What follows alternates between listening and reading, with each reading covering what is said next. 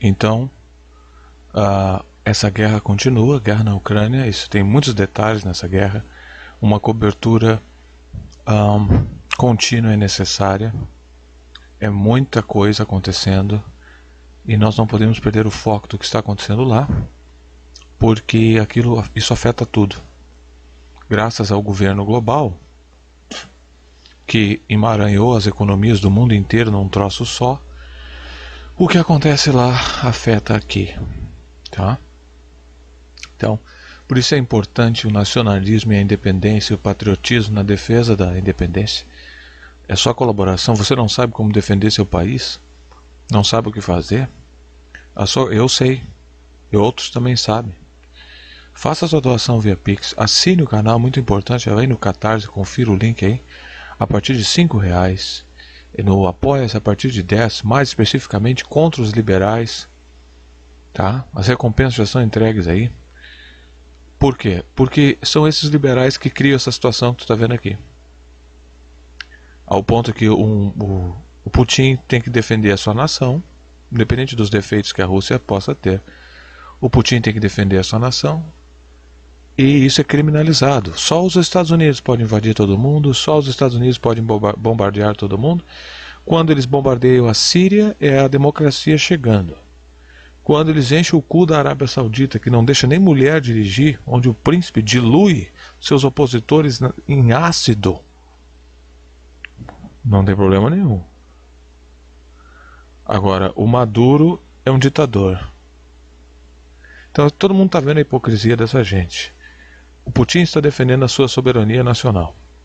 A importância de se ter um exército soberano para defender a sua soberania. Cada vez mais fica claro que para defender-se soberanamente é necessário ter um exército autônomo, independente e com evolução tecnológica. Foi isso que a Lava Jato atacou. A Lava Jato atacou o nosso setor tecnológico aeroespacial, IRS, Intelligence, Surveillance, Reconnaissance. Os nossos militares maçons, Heleno, Mourão, Etchegóin, Edson Puyol, ajudaram, formaram o GSI, que é o governo do golpe. Esquerda não fez nada, esquerda é cúmplice da censura do STF. Todos os elementos ajudaram. O Putin tem o troço sob controle. Então é difícil. Como é que tu vai ter um país livre com os Estados Unidos constantemente atacando? Se o cara já tem uma tendência mais ditatorial, no caso, olha a história da Rússia, sempre foi assim, tu não consegue liberar aquele lugar. Então, você se colaborar é muito importante, tem que assinar. Se tu não tem dinheiro, traz quem tem. Espalha isso aí, divulga, porque nós estamos cercados de picareta. Então o governador dessa região, Dnipro, porque a Ucrânia não é muito pequena não. Claro, comparado com a Rússia, a Ucrânia é o Acre. Mas, com todo respeito a qualquer pessoa do Acre, nós temos uns estados misteriosos no Brasil que ninguém sabe o que tem lá dentro.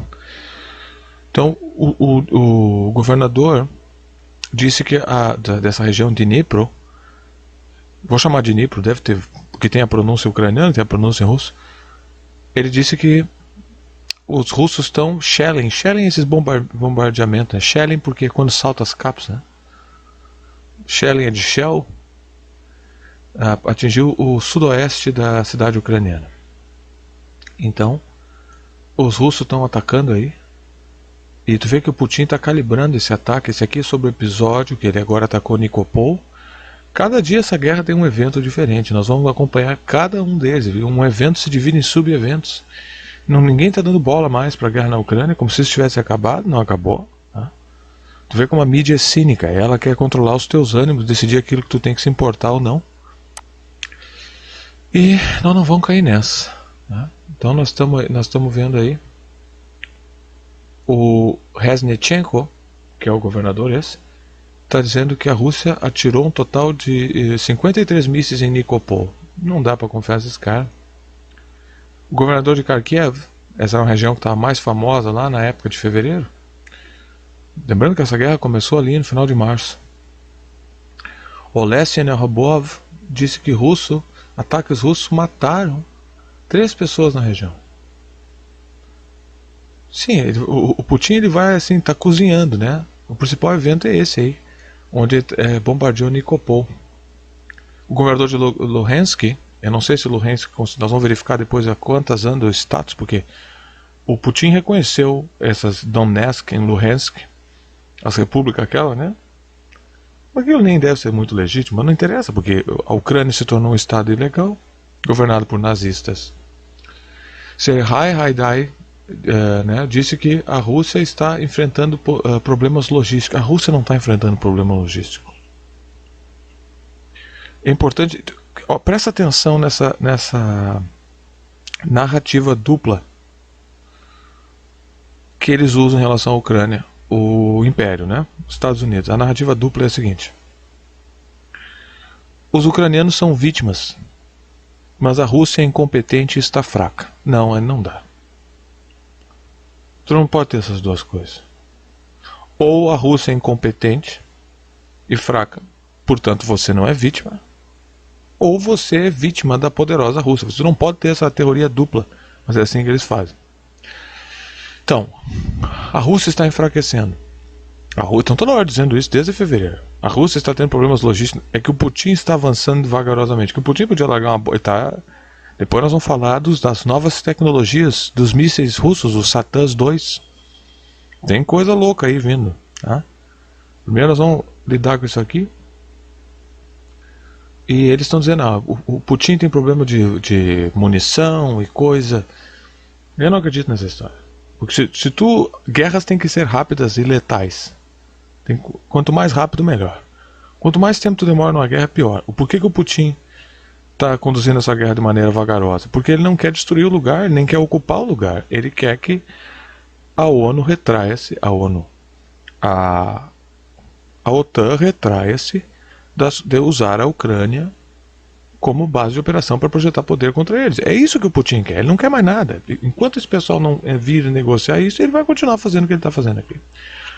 E os americanos são filhos da puta, vão destruir toda a Ucrânia para obter esse objetivo.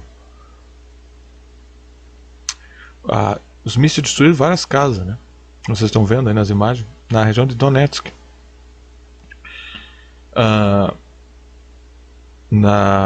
Em Kostenatyenek-Yaviak. Os nomes são horríveis. Horrível. É uma destruição total, né? Os russos estão usando esses canhões e bombardeando a longas distâncias, né? Também eles estão atacando em várias. Depois nós vamos pegar um mapa desse lugar, na região de Sloviansk, a cidade de Sloviansk. Eles vão atacando em formas de guerrilha para estressar o país, para dar aquela sensação de surrounded. Porque ou é isso ou é uma dinamitação total que o Putin vai exercer. Então ele está atacando devagarzinho. Porque para te entender como tu vê que a narrativa do inimigo é diferente. Para te entender a movimentação do Putin, tu tem que entender a estratégia dele e o que ele quer. A mídia do ocidental não fala isso, porque é propaganda, né? Então se é propaganda, tu não pode. Não tem mais jornalismo, é propaganda. Não tem, nunca teve, eu acho, sabe? Nunca teve jornalismo, só tem aqui nesse canal. Então,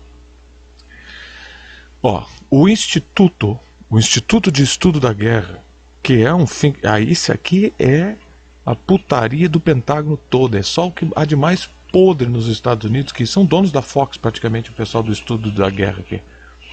Disseram que a Rússia lançou ofensivas perto de Sloviansk e Donetsk, um alvo-chave para as forças de Moscou.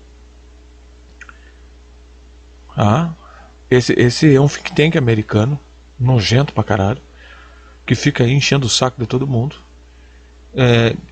A cidade ucraniana,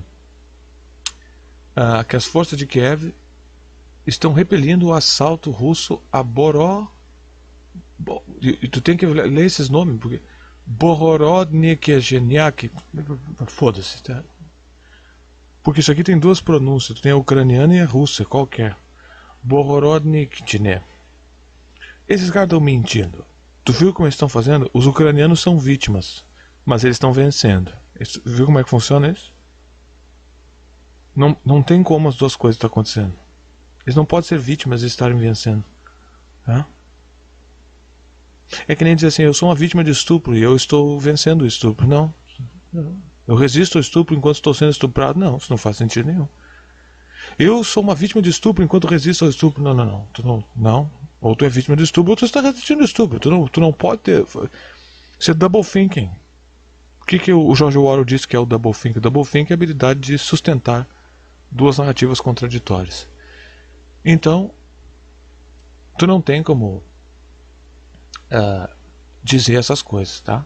Isso é uma outra parte, nós vamos depois seguir. Vamos seguir reportando esse evento em Nikopol, porque isso aí tem eventos diários. Essa guerra, como é um teatro grande, tá? Não é enorme, mas ele não é pequeno também.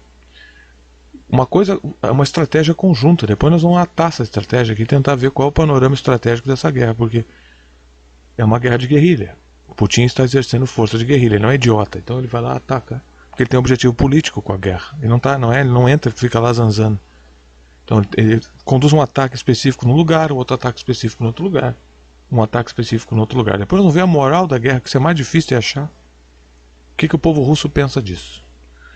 Então, qual o apoio dos russos em relação a essa guerra? Eu acredito que eles dão apoio total ao Putin, porque eles estão vendo o que está acontecendo, tá? Sempre vai ter um dissidente, uma coisa assim, e essas contradições continuam. Que Deus abençoe a todos, que Deus proteja a todos.